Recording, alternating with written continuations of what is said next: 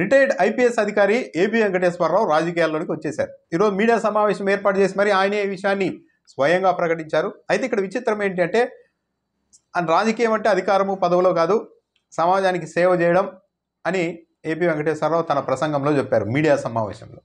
కానీ ఆయన ఎక్కడా కూడా ప్రభుత్వం తప్పులు చేస్తే నిలదీస్తానని ఒక్క మాట అనలేదు. ఆయన స్పష్టంగా జగన్మోహన్ రెడ్డికి వ్యతిరేకంగా ఉన్నారన్నది ఆయన మాటలు బట్టి అర్థమవుతోంది.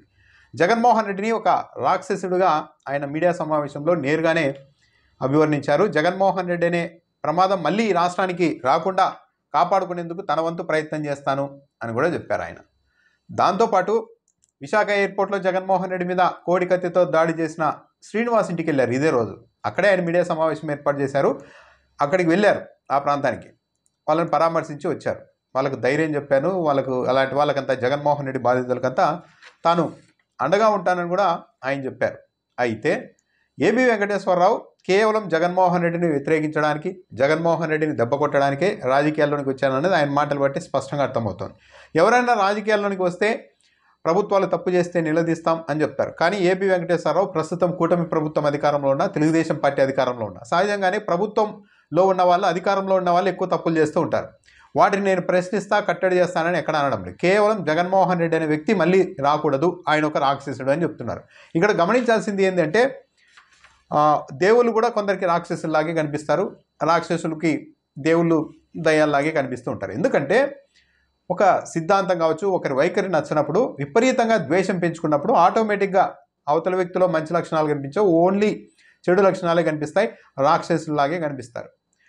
మహాత్మా గాంధీకే తప్పలేదు, సమాజాన్ని మొత్తం ఒక ఏకతాటి మీదకి తెచ్చిన ఆయనకే తనకు ప్రత్యర్థులు ఉన్నారు, తనని ద్వేషించే వాళ్ళు ఉన్నారు అన్న విషయం ఆయనకు తప్పలేదు. ఆయనని ద్వేషించారు, చివరకు తుపాకులతో కాల్చి చంపేశారు గాడ్సే లాంటి వాళ్ళు. మరి మహాత్మా గాంధీ గొప్పవాడు కాకుండా పోతాడా? అంటే ఇప్పుడు మహాత్మా గాంధీని ఇక్కడ ఏపీలో ఉన్న రాజకీయ నాయకులు పోల్చడం లేదు, అసలు ఆయనకు వీళ్ళకు పోల్చడానికి సాధ్యం కాదు. జస్ట్ చెప్తున్నాం ఏంటంటే ఒక వ్యక్తి రాక్షసుడిగా కనిపించవచ్చు, మరో 10 మందికి అతను ఒక మంచివాడిలా, ఒక దేవుళ్లాగా కూడా కనిపించవచ్చు. ఏబి వెంకటేశ్వరరావుకు జగన్మోహన్ రెడ్డి రాక్షసుడిగా కనిపించడానికి పెద్దగా రీజనే అవసరం లేదు. ఆయన 5 ఏళ్ళు ఇబ్బంది పడ్డారు జగన్మోహన్ రెడ్డి హయాంలో. ఎందుకు ఇబ్బంది పడ్డారంటే ఆయన ఇంటెలిజెన్స్ చీఫ్గా ఉన్నప్పుడు వైఎస్ఆర్ కాంగ్రెస్ పార్టీని లేకుండా చేయాలన్న ప్రణాళికతో 23 మంది ఎమ్మెల్యేలని, 4 ఎంపీలని కొనుగోలులో ఈయన కీలక పాత్ర పోషించారు, ఫోన్ ట్యాపింగ్లు చేశారు అన్నది వైఎస్ఆర్సీపీ వల్ల ప్రధాన అభియోగం. దాంతో జగన్మోహన్ రెడ్డి అధికారంలోకి వచ్చిన తర్వాత ఏపీ వెంకటేశ్వరరావుని వెంటాడారు.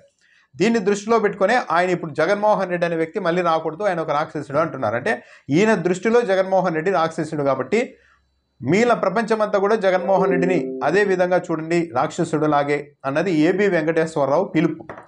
ఎందుకు? ఇప్పుడు చంద్రబాబు నాయుడు హయాంలో ఇంటెలిజెన్స్ చీఫ్గా పనిచేశారు. ఎవరు అవునన్నా కాదన్నా ఈయన చంద్రబాబు నాయుడు సానుభూతిపరుడు, తెలుగుదేశం పార్టీ సానుభూతిపరుడు అన్నది జగమెరిగిన రహస్యం. మరి ఇదే చంద్రబాబు నాయుడు గురించి తెలుగుదేశం పార్టీని స్థాపించిన ఎన్టీఆర్ఏ ఏమన్నారు? ఎన్టీఆర్ దృష్టిలో చంద్రబాబు నాయుడు ఒక పెద్ద రాక్షసుడిలాగా అప్పట్లో అభివర్ణించారు కదా ఎన్టీఆర్ఏ. అంటే ఒక్కొక్కరి వాళ్ళకి ఎదురైన అనుభవాల్ని బట్టి ఒక వ్యక్తి మీద ఒక అభిప్రాయానికి వస్తూ ఉంటారు. కానీ కొందరు ఇన్ఫ్లుయెన్స్ చేసి మొత్తం ప్రపంచానికి, ప్రజలందరికీ అదే అభిప్రాయాన్ని కలిగించాలి ఒక వ్యక్తి మీద అని ప్రయత్నాలు చేస్తూ ఉంటారు.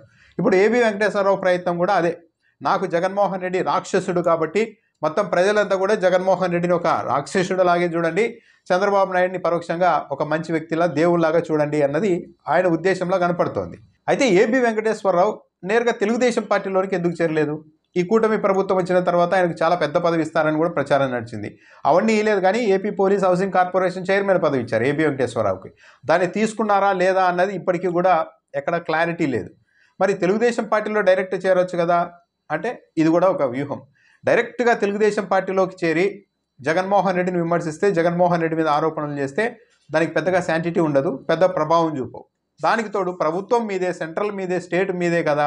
మరి జగన్మోహన్ రెడ్డి ఆయన తప్పులు చేస్తుంటే ఒక ఎంక్వైరీ చేసి తేల్చండి అనే ప్రశ్న వస్తుంది. కానీ వీటిని తేల్చే పరిస్థితి లేదు కాబట్టి డైరెక్ట్గా ఆయన తెలుగుదేశం పార్టీలోనికి చేరినట్టుగా కూడా కనిపించడం లేదు. కేవలం చంద్రబాబు నాయుడు గారికి, తెలుగుదేశం పార్టీకి సపోర్ట్గా ఇలాంటి వ్యక్తులు చాలామంది ఇదివరకు నుండి కూడా పనిచేశారు. కొందరు కనుమరుగయ్యారు, కొందరు ఇప్పటికీ పనిచేస్తూ వచ్చారు. మళ్ళీ ప్రభుత్వం వచ్చిన తర్వాత పదవులు తీసుకుంటూ ఉంటారు. నిమ్మగడ్డ రమేష్ కుమార్ కూడా అదే పనిచేశారు. ఎన్నికలకు ముందంతా ఆయన ఒక పెద్ద వీరోచిత పోరాటం చేశాడు వాలంటీర్ల గురించి, దాని గురించి, జగన్మోహన్ రెడ్డి గురించి.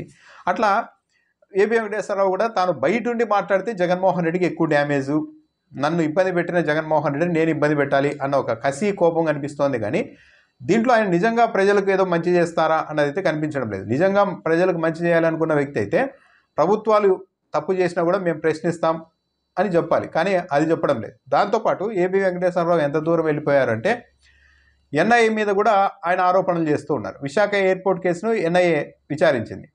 ఆయన చెప్తున్నారు ఎన్ఐఏకి సంబంధించి ఏరుకోరి కొందరిని తెచ్చుకున్నారు అధికారులను జగన్మోహన్ రెడ్డి, వాళ్లకు ఈయన ఏం చెప్తే అదే చేసుకున్నారు అన్నట్టుగా ఆరోపణ చేస్తూ ఉన్నారు.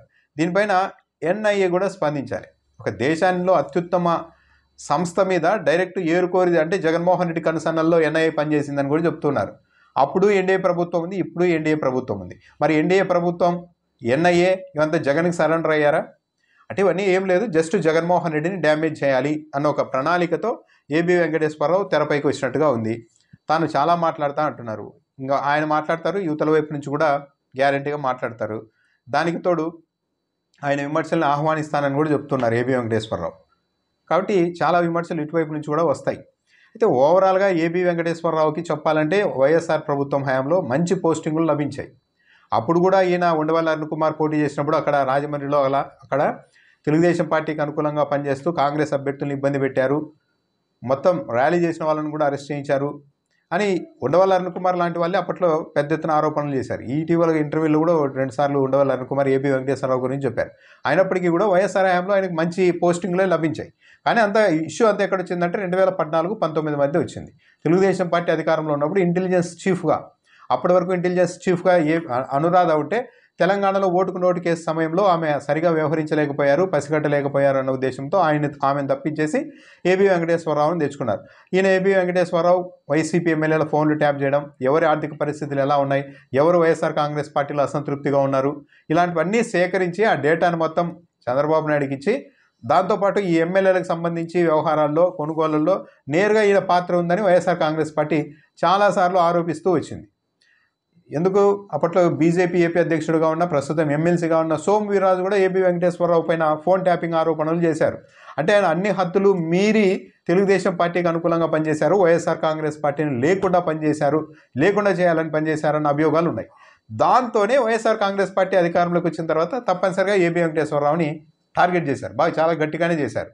చెప్పాలంటే 5 ఏళ్ళు ఆయనకు పోస్టింగ్ లేకుండా చేశారు. రిటైర్మెంట్ సమయంలో ముందు రోజు పోస్టింగ్ ఇచ్చారు, దాంతో ఆయన రిటైర్మెంట్ తీసుకొని వెళ్ళిపోయారు. సో ఇలాంటి ట్రాక్ రికార్డు వల్ల ఎంతసేపు ఒకవైపు నుండే కాకుండా ఇటువైపు నుంచి ఒక అధికారిగా ఉంటూ అధికార పార్టీకి, ఒక పార్టీకి అనుకూలంగా పనిచేయడం వల్ల అవతల పార్టీ కోపం రావడం, ఆ పార్టీ అధికారంలోకి వచ్చిన తర్వాత ఏబి వెంకటేశ్వరరావు ఇబ్బంది పడడం, ఇవన్నీ జరిగాయి. సింపుల్ ఏబి వెంకటేశ్వరరావు ఇప్పుడు రాజకీయాలకు వచ్చారంటే ఆయన సమాజాన్ని ఉద్ధరించడానికి కాదు, ప్రజల్ని ఉద్ధరించడానికి కాదు, కేవలం జగన్మోహన్ రెడ్డిని ఇరిటేట్ చేయడానికి ఆయన వచ్చారన్నది ఆయన మాటలు బట్టి చాలా స్పష్టంగా అర్థమవుతుంది. ఈయన లైన్ అంతా తెలుగుదేశం పార్టీకి డైరెక్ట్ అనుకూలంగా బయటకు కనిపించకపోయినా కూడా పరోక్షంగా ఆ పార్టీకి మంచి చేసేలాగే, వైఎస్ఆర్ కాంగ్రెస్ పార్టీని డ్యామేజ్ చేసేలాగే ఈయన ప్రణాళిక ఉండబోతుంది అనేది చాలా క్లియర్గా కనబడుతుంది. సో ఏబి వెంకటేశ్వరరావుకి జగన్మోహన్ రెడ్డి రాక్షసుడిలా కనిపించవచ్చు, జగన్మోహన్ రెడ్డికి చంద్రబాబు నాయుడు ఒక పెద్ద రాక్షసుడిలా కనిపించవచ్చు, చంద్రబాబు నాయుడు గారికి జగన్ గారు పెద్ద రాక్షసుడిలా కనిపించవచ్చు, ఏబి వెంకటేశ్వరరావుకి ఇంకొకరు ఎవరు రాక్షసులుగా కనిపించవచ్చు. కానీ మా దృష్టికోణమే ప్రపంచమంతా, ప్రజలంతా చూడాలి మా దృష్టికోణంలోనే, ఒకరిని మేము ద్వేషిస్తున్నాం కాబట్టి మీరంతా కూడా ఆయన్ని ద్వేషించాలి అన్నట్టుగా ఏబి వెంకటేశ్వరరావు వైఖరి ఉంది. ఇదే కాస్త వివాదాస్పదం.